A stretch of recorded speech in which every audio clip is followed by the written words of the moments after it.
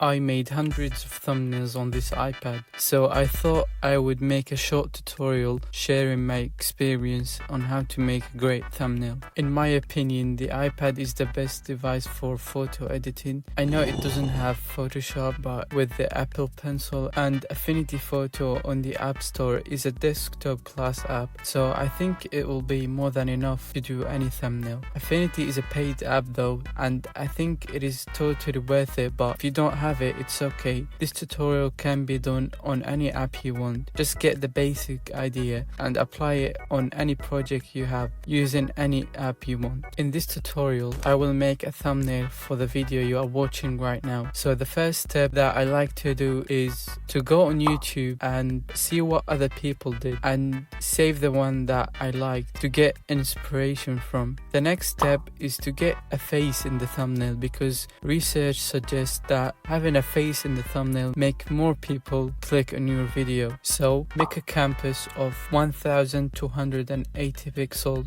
by 720 pixels. Grab a photo of your face or anyone's face that you want to include in the thumbnail. Then cut it from the background using the quick selection tool or the pen tool for a more accurate selection. Then we do the background. I found one that could fit the purpose of this video, but anything could work really. Then I blurred it and put a black overlay so that it doesn't distract the viewer from other elements in the thumbnail. As you can see, I tried a few different backgrounds for this thumbnail to find the right one, and this is actually how things work in making thumbnails. You just grab things and try them and move them around to see what works best and what doesn't. Then I tried to match the subject exposure with the background by using levels adjustment layer so that it is more realistic. I also used a white outline so that it stands out. Then we do the text, and this step is really important because you want to make sure that the text can grab attention so that people can click on your video. So I just use as minimum number of words as possible because we want to make sure that the text is readable, since the thumbnail will be very small and it is very hard to see smaller text. I used this font because I think it's great for thumbnails, and used some effects from the effects panel like 3D, black outline and some shadows. Last step is that I put some old thumbnails I used in my videos just to add some spice in the thumbnail and show an example of thumbnails that I've done in the past. Then we do effects and last touches. I have a preset that I use on my thumbnails to make the colors pop. If you guys want it, or if you want more details about any specific step, let me know so that I can make a video on it or give you the file in the description. When I finished it, I used this trick, which is that I make the thumbnail very small to see whether I can still see the main message from the thumbnail, and if yes, then I will try and put it on a YouTube title to see if it actually works, if it was used, and as you can see,